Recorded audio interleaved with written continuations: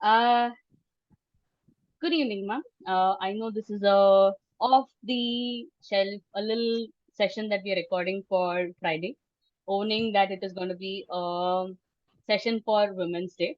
And the theme that we chose to have is how women can be resilient and can be a best defender or one of the best defenders in the cybersecurity industries. So I would like to start with you on those lines. Yeah. So Cyber Monday is coming on Friday. That's a women's special. And why is it a women's special? Why are women special? Not that men are any less good at defending the cyberspaces, but women instinctively have something called a sixth sense. Hmm. It's a, I wouldn't say it's a genuine one, but it's a perceived notion that women are more at risk physically, mentally. So they are more alert to their environment than men. As a result, their sixth sense is much more developed, which lets them what we call gut feeling, but their gut feeling generally comes out right, which is why they are the better.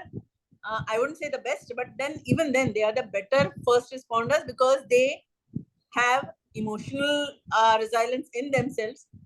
They have empathy and they have a sense of perception of what's going on. So when you talk about emotional resilience, any case that during your tenure that kind of felt like what would have happened if there was somebody else in that space? Like, has there been any case or any solutions where you felt a woman could have done a better job, or a woman would have done something better, or a man has done something better that women can actually work on? Yeah, a lot of times. I mean, a lot of times I've seen that we feel that women respond very quickly or they are more emotionally susceptible.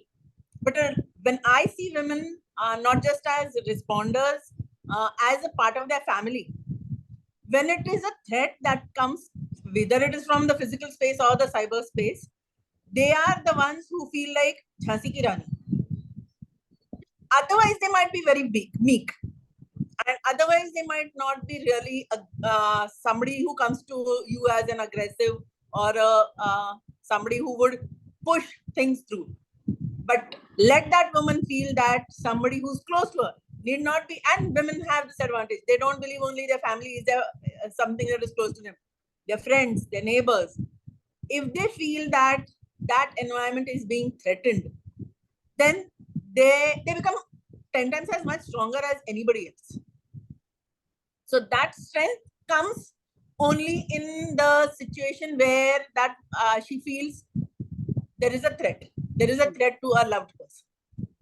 So, given that scenario, ma'am, one question that definitely pops up for me is the fact that why and how does they become a victim of it? Most probably, on an overall ratio, the easier to bait is always a woman. Why so? And if that is real, even. See, it's no, it's a perception that women are easier baits. When it comes to financial crimes happening, we see men are more susceptible. When it comes to emotional tweaking and that leading to a financial crime, then it is the women who are susceptible. Now, why? Because unless and until provoked, a woman is generally emotionally a little softer. Okay. Okay. But as I said, when if you provoke her or if you create a threat situation, she's going to emerge as a stronger one. Correct. So that emotional softness is generally something that is used by the perpetrator to get the woman into his or her space. Correct.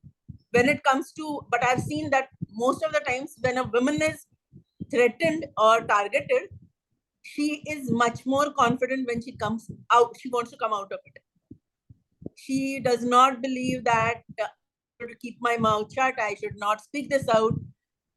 In fact, it is the rest of the family members who might just impress upon her, ke, don't go out and don't make this a public thing. But she per se would like to not just because that affects her, she would like to ensure that other people are also not affected by it. So when you talk about on those lines, one thing that I would like to ask is how should they be a little more emotionally resilient? Yes, they are strong. Sometimes we go a little aggressive also. We don't stop with the barriers. Like, एक बार चाबी दे दिया तो गाड़ी निकल गई. But then how do we sustain, or how do we assess the situation and decide upon it? Because our emotional resilience is generally a volcanic eruption. So how do we kind of bring it to a molded one? Emotional resilience when it comes to being in the cyberspace requires something that lets you know that this is not a genuine world. This is a perceived world. And for example, a perceived world, by a perceived world, I wouldn't say cyber stalking is a perceived notion. It's a genuine one.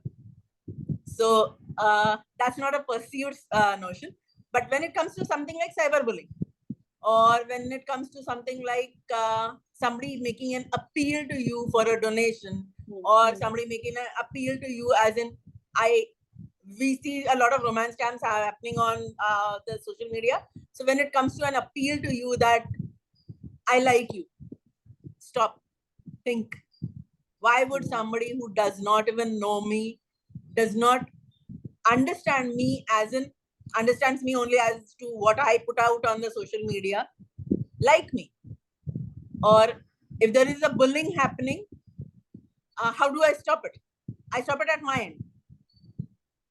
So that is something that comes as a, in a sense, you women need to understand that this is a world where they can be strong.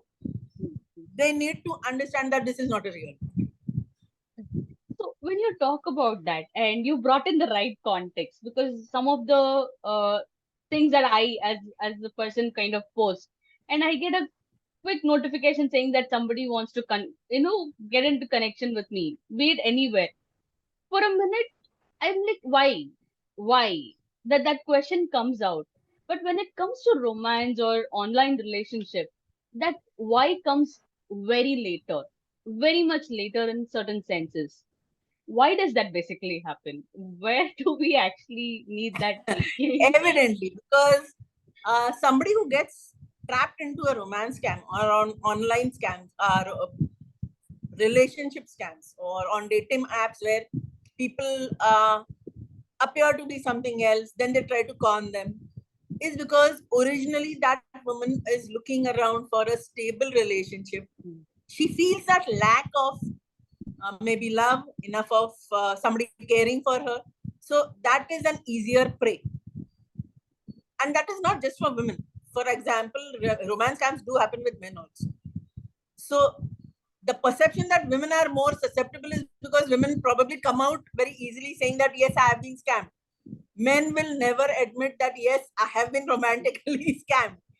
But then they too are. I mean, love, Everybody is. caring is an emotion that every human being has. Correct. Correct. Women are more willing to admit that, हाँ ठीक है मुझे बेवकूफ बनाया. Men are obviously not really comfortable saying that I got attracted to a woman and she conned me. They do get caught.